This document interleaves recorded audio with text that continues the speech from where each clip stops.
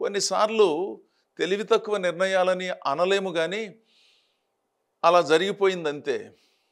కావాలని జరిగినది కాదు కానీ కొన్ని పరిస్థితులను మనం ఏ విధంగానూ నిరోధించలేము. కానీ కొన్ని పరిస్థితులలో కాస్త వివేకంగా వ్యవహరించే అవకాశం ఉంటుంది.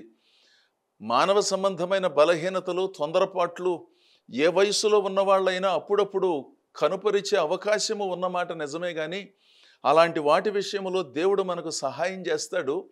అదే సమయంలో దేవుడు మనలను విడిపించినప్పుడు మరలా తిరిగి మరో రకమైన పరిస్థితిని బుర్ర తక్కువ మాటలతో, నిర్ణయాలతో జరిగించుకోకుండా జాగ్రత్త పడటం కూడా వివేకమే కదా.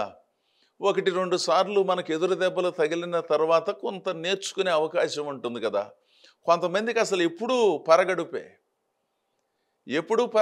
నేను ఇంకొకసారి ఆ పని చేయనండి, నేను ఇంకొకసారి అలా మాట్లాడనండి, నేను ఇంకొకసారి అలా వ్యవహరించనండి, నన్ను క్షమించండి అంటారు.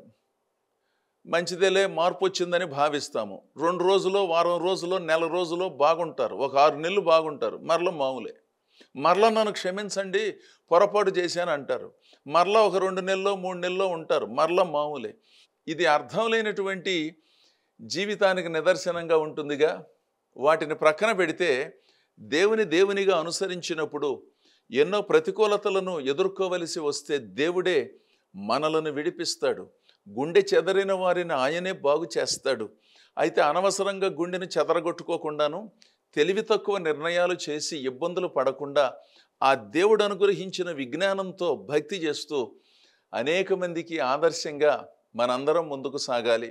ఒకవేళ తెలుసో తెలియకో చేసిన వాటిని పునరావృతం కాకుండా మన జీవితాలను ప్రభువుకు పునరంకితం చేసుకున్నప్పుడు స్వస్థత, సంక్షేమాన్ని ఆ ప్రభువుల వారు మనకు ప్రసాదిస్తారు.